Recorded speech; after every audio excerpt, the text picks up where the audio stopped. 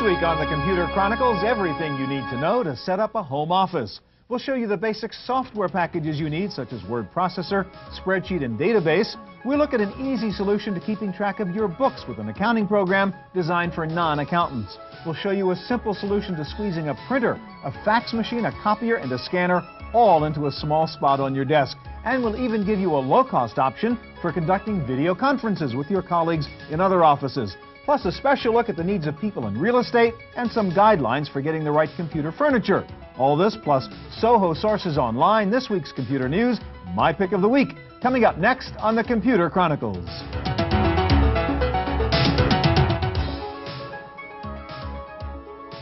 Computer Chronicles is made possible in part by Hewlett-Packard Personal Computers, developing PCs for business.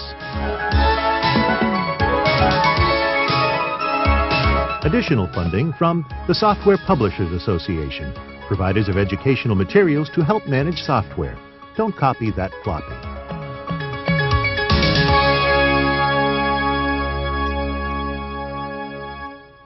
Hi, and welcome to the Computer Chronicles. I'm Stuart Chaffee.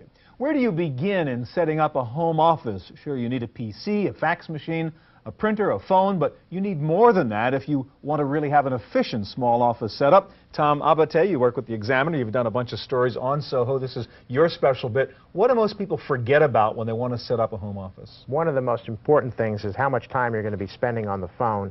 This is a telephone headset, which will save you hours of neck strain and aggravation. Doing this bit the whole time? Exactly. Right. You put it on like this, and now you have two hands free to take notes or do whatever you'd like. So computer's important. Don't forget the phone. You're going to spend a lot of time Very on the phone. inexpensive, $60. Okay, now there's also quickly a way you can change the billing on your phone if you're running an office. Absolutely. You can call up AT&T, MCI, or Sprint and say you want some sort of a call management feature. There might be a small charge for it, but what will happen is by punching a code in at the beginning and the end of your phone numbers, you'll get all the accounts in one bill for each client that you bill for. So separate billing even though you got one phone line. Precisely. All right, you're going to be doing internet stuff, you're going to be doing email. You really recommend, if you're serious, thinking about ISDN, right? ISDN is digital phone service, and this is for people who are moving huge text files on a continual basis, not for the average browser, but for those people, an ISDN modem like this, which would cost about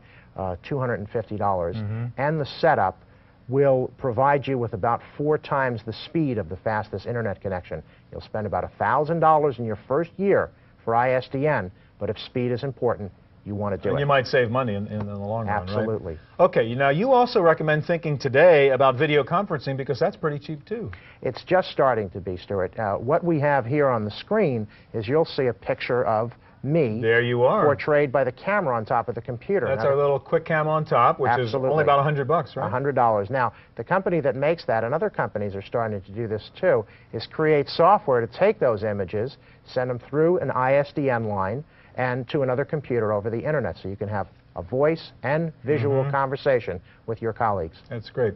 Now, finally, one thing people tend to forget about is backup, backup, backup. Absolutely. How do you recommend that you make sure you do backups? Well, first of all, the easiest thing and the old-fashioned thing is just to, as you go, put it on floppies. But let's say you're moving the big text files. Let's say you're a graphic artist.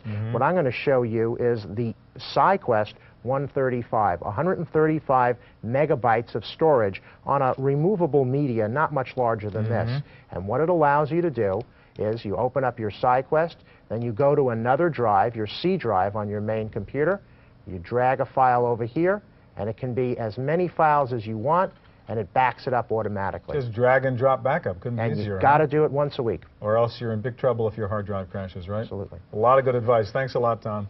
All right, many people who work at home are real estate sales professionals. In fact, real estate is such a big market for Soho products that we found a whole computer trade show just for the real estate industry.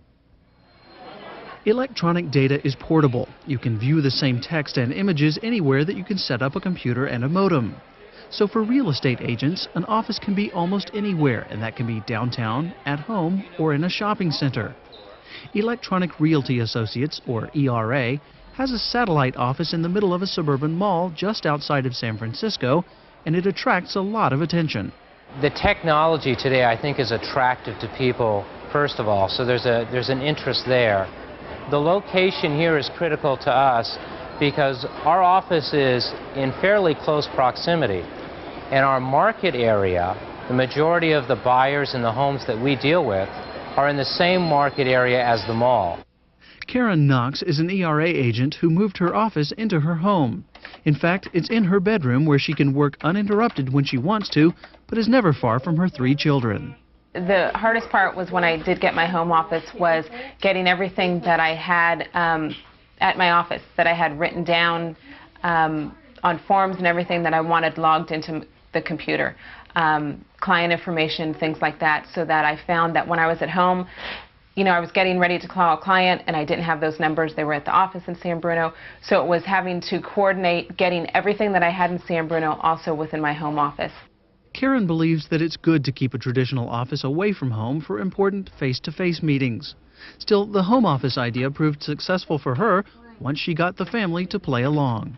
When I first started, I'd have to say they were engrossed as to what Mom was doing now at home. Having gone to my office up in San Bruno, they had seen everything that was there. So they were more being there all the time, so it was a situation of having to let them know when Mom is in her home office, you know, there are certain things that they need to do and that, you know, they can come over and visit with me or whatever, but I am tending to work.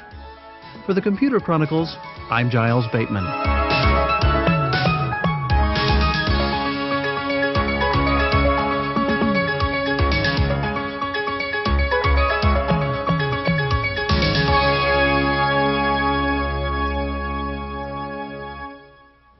Okay, let's get down to the basics. You need the big 3 in software: a good word processor, a spreadsheet, and a database manager, and ideally the ability to easily move information between those programs.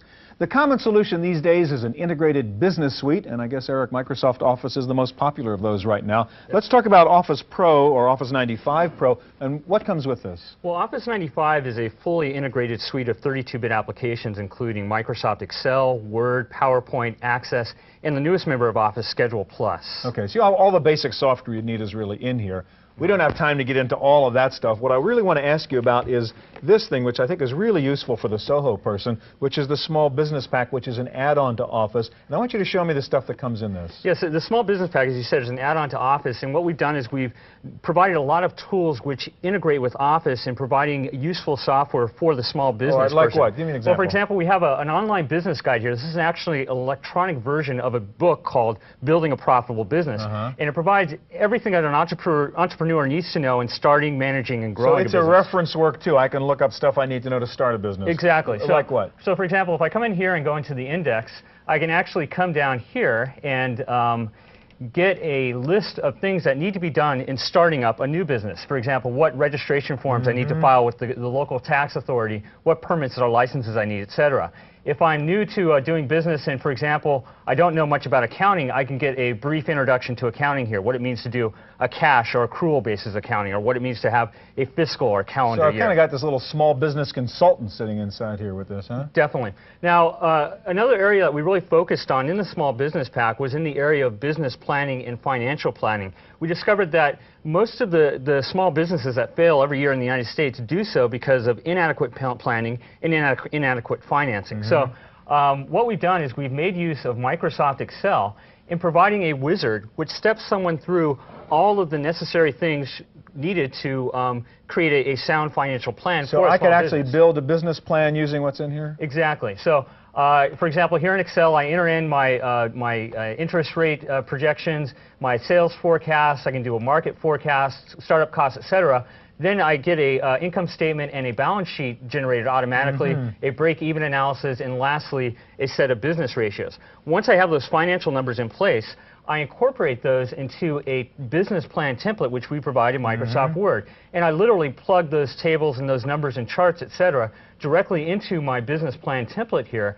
And the business plan template essentially provides all the things which we have determined are really necessary to build a really good business plan so that the entrepreneur can take it to a bank or a venture capitalist and really have it look like they've done their homework and have a really solid plan. So the template's there, I just have to fill in the specifics about my particular business. Exactly. All right, what else can I do with Business Pack? Well, we have various other tools in here. For example, we have numerous tools available for just doing operations. So, for example, we have an employee database, and we also have a business transaction database. We additionally have a sales database for someone to record sales that they they perform with customers, and a lot of powerful reporting tools which are built in Microsoft Access. Additionally, we have some presentation templates for use with Microsoft PowerPoint if you're making presentations, and things that even include a direct mail template in Microsoft Word for someone to fill out a postcard that they can use for direct mail purposes. That sounds great. All right, so how much does it cost to buy the small business pack? The estimated retail price is $99. All right, that's great, Eric. Thank you very much. All right, now hopefully you will make some money in your small business, and you'll have to keep track of your earnings and your expenses, so you will also need a good accounting program. That's where something like MYOB comes in. Dale, welcome. Hi. Okay, my concern is, as a small business person, I'm not an accountant, I don't know all the CPA stuff. Can I use something like this program to set up all of the accounting information without being an expert? Absolutely, Stuart. MYOB is really built as a fully integrated accounting system for the small home or small business, and it includes everything that a small business All right, so needs. what's the very first thing I would do when I want to set up my accounting system? Well, you would go to create a new MYOB data file, and it's a step-by-step process. An setup interview, actually. It asks you for the name of the business, and we'll call this Dale's Stuff. And you could fill in the address and federal and state tax ID numbers. It says, what's your current fiscal year? What month does it end? What month do you want to start converting? And these are all multiple choice issues. So I don't have to know anything, I just pick the options. Exactly. How many periods per year? It asks you to verify it.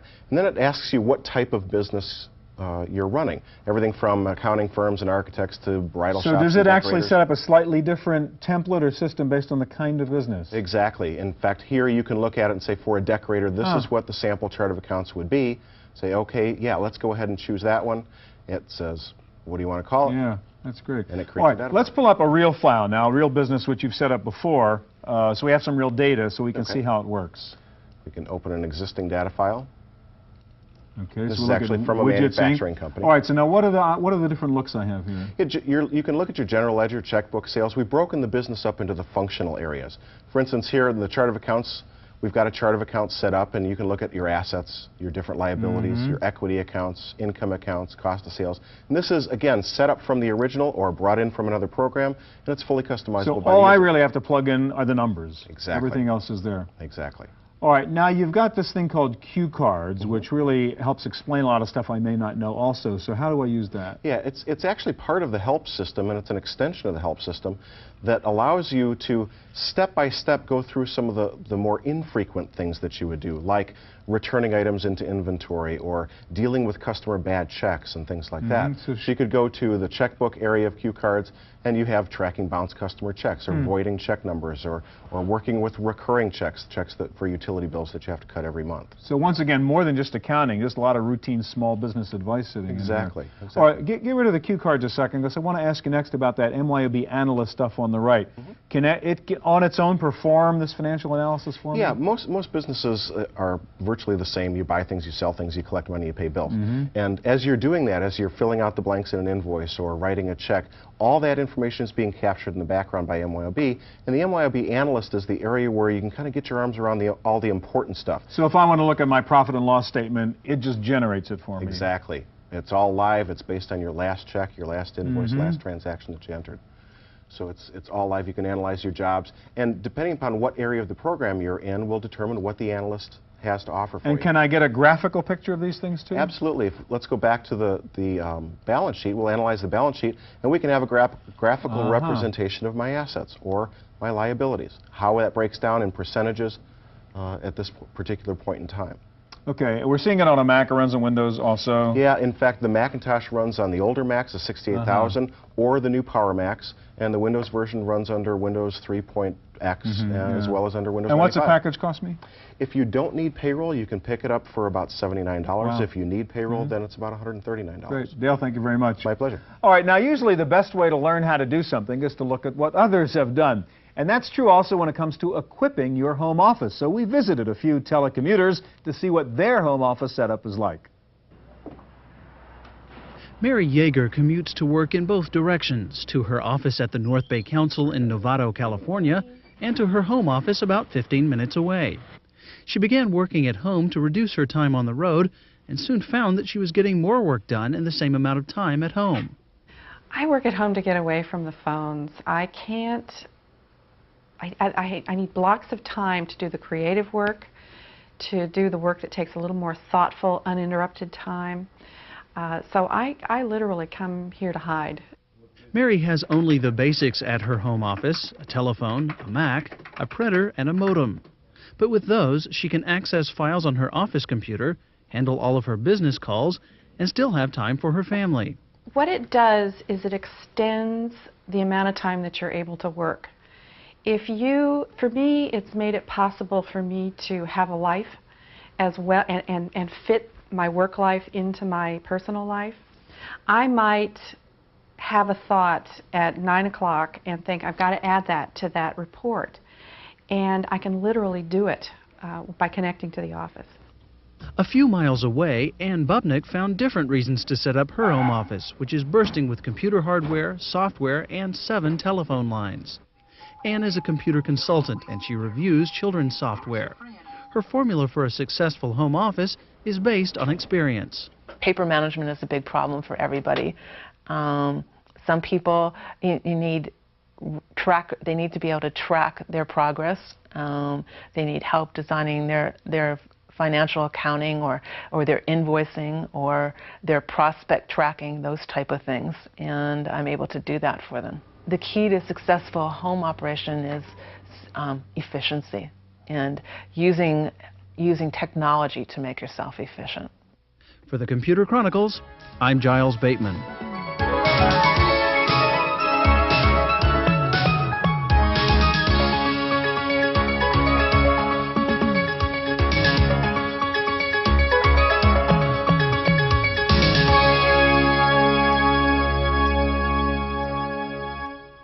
Okay, getting the PC and the basic software is sort of the easy part of setting up a home office. The hard part is figuring out what to do about a fax machine, a printer, a scanner, and a copier. That can cost a lot of money and take up a lot of space. Or, on the other hand, you can just get one box right now to do that, right? All right, Joji, tell us about this solution. This is the OfficeJet LX from HP, and it does what? It's a 600 by 300 DPI printer. It's a full-featured plain paper fax, a convenience copier, and also you get PC faxing and scanning capabilities as well. So scanner, printer, copier, and fax machine. Right. All in one. All right, so basically it's really a DeskJet printer inside, isn't it? Yes, it is. So show me how I would just use it as my printer first of all. Okay. Let me and tell me what you're doing. go into here, and I've got it set as the default printer, and it works just like any other printer. Mm-hmm.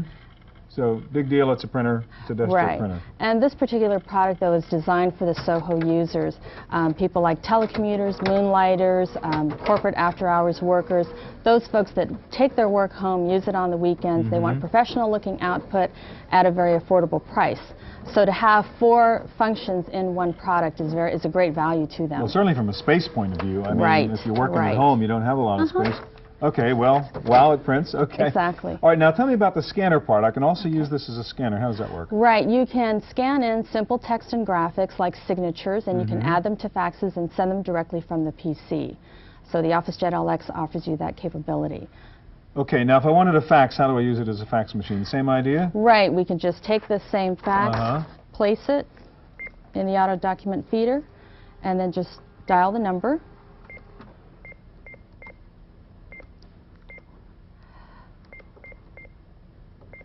And press start, and it just works just like a regular fax machine, or I could have faxed from the document directly in the PC. Exactly. And same thing going in the other direction. Right, right.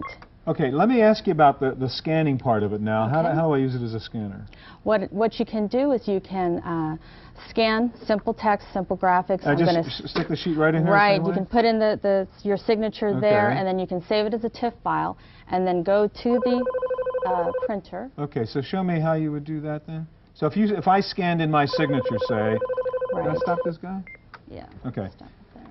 So I scanned in my signature, and I want to put that, say, on your signature and put it on that memo. So I'm going to go to print, and I'm going to change it to the PC faxing software, and I'm going to go ahead and print. It comes up with the PC faxing software. I'm going to enter this name here and place the image, and that will give me the ability to add the signature. So you're really in the faxing mode right now, but while you're middle of faxing, you can go pluck that scanned signature in that you had scanned before. Right, so I'm going to open that.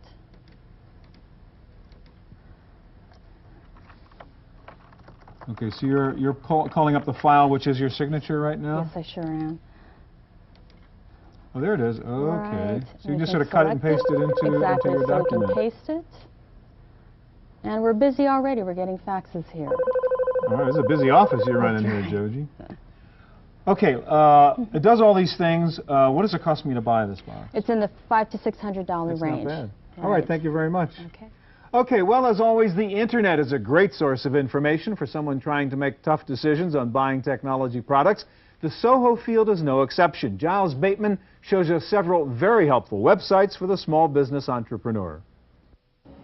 Thanks, Stuart. One of the most daunting aspects of running a small office or a home office is the feeling that you're all alone. Well, definitely check out Soho America on their website. You'll find out that Soho America is an organization dedicated to the needs of the growing small office or home office marketplace. I read that right off the page here. But anyway, you'll find a lot of links here to helpful information. And in this case, we have some references here with an advice line, a fax library, and the works. Also, now, many of you may know that in 1953, Congress created the Small Business Administration. They've now gone online. They're wired with this. Lots of resources for the small or beginning entrepreneur. And you could go, for instance, learn about financing your business. Now, one great place I found online was called Entrepreneurial Edge Online. Entrepreneurial Edge is a magazine for entrepreneurs, and they've got a lot of their great information on their website. My favorite of which is the Business Builders section. I'll load that up here. And that will tell you everything about market planning, promotional strategies, all the way through customer service. Now, time for our weekly summary of what's new in the field of personal computing. Here's this week's Random Access. In the Random Access file this week, is Sun going to buy Apple? It may have already happened by the time you see this, but as of this moment, reports are hot and heavy that Sun Microsystems is close to acquiring Apple Computer. Sun is interested primarily in the Mac operating system and may sell off the hardware side of the business. The Sun-Apple talks follow the expected announcement of big layoffs at Apple following a disastrous fourth quarter. Oracle has reportedly demonstrated a prototype of its low-cost network PC designed primarily for Internet access. The Oracle box would come with 8 megs of RAM and a PCMCIA slot for expansion. The Oracle NetBox could be available later this year for under $500. Microsoft is continuing its aggressive move into the Internet market with the announcement that it will acquire FrontPage, a web publishing program, and bundle it into Microsoft Office. Microsoft is also planning a new Internet Assistant package that will add automatic HTML translation to Excel and PowerPoint documents. A just-released study of the online business says nearly 5 million consumers opened new online accounts last year, raising the total to more than 11 million online users in the U.S. Nearly 90% of those use the main 3 commercial online services. And another study says that advertising, not user fees, will become the main revenue stream for cyberspace information providers. Online ad revenues were $55 million last year and are projected to grow to more than $4 billion by the year 2000. Fujitsu says the global use of the Internet is pushing English as the de facto international language. Fujitsu says it will now require its employees to learn English since it anticipates future international negotiations and transactions will take place online and in English. The Palm Computing division of U.S. Robotics has introduced yet another PDA device. This is called the Pilot, and it combines the features of the Timex Data Link, the Newton, and the HP OmniGo. It's very small. It features the graffiti handwriting recognition system. It comes with a built-in virtual keyboard and a PC Link system, which allows you to easily move files from your Windows PC to the Pilot. The Amiga operating system is coming back to life thanks to Viscorp. The company is developing a new set-top box for online access via a TV set, and the company says the Amiga OS provides the best performance at the lowest price. Finally, PCs are more popular than politicians. In a recent survey by a market research firm, 40% of those responding thought computers could run the country better than today's politicians. Well, that's it for this week's Random Access. We'll send it back to you, Stuart. Now for my pick of the week. What I'm about to show you is not for everyone. It's a little pricey, over $5,000, but it is an incredible piece of technology if your business keeps you on the road. This is the new Canon NoteJet laptop computer. First of all, it's got a Pentium 90 processor, a nice big color active matrix screen, and lots of memory. But catch this. When you open up the keyboard on this laptop computer, you have the sheet feeder for a built-in color bubble jet printer. Hit the button for print, and you've got hard copy coming out of your laptop. It is a color printer, so you get good-looking color output like that. What I'm printing right now is just a black and white document out of a word processor, and you'll see it spits right out of the back, and there is the document we just printed from our laptop computer. But that is not all. This little portable computer is also a scanner. All you have to do is open it up in the back here, pop out the print head, drop in this scan head in its place, and you can now put documents inside here, scan documents into your computer. This is really a portable office for the traveling business person. It's a powerful computer, plus the ability to input documents and to output documents. It's the Canon NoteJet 3CX. Yes, it's a little heavy for a laptop, but compared to lugging around a portable printer and a scanner, easy decision. Okay, that's it for this week's Computer Chronicles. We'll be back here again next week with another half hour of the latest in personal computer technology. I'm Stuart Chaffee. We'll see you here next time. Computer Chronicles is made possible in part by Hewlett-Packard Personal Computers, developing PCs for business.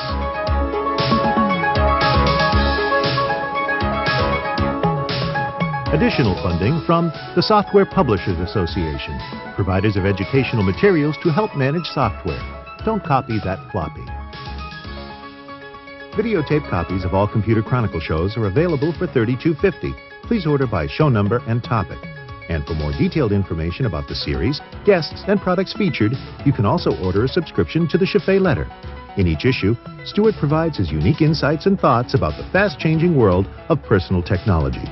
Videotapes and the Chaffee Letter can be ordered by calling 1-800-800-9520 or by writing us at the Computer Chronicles.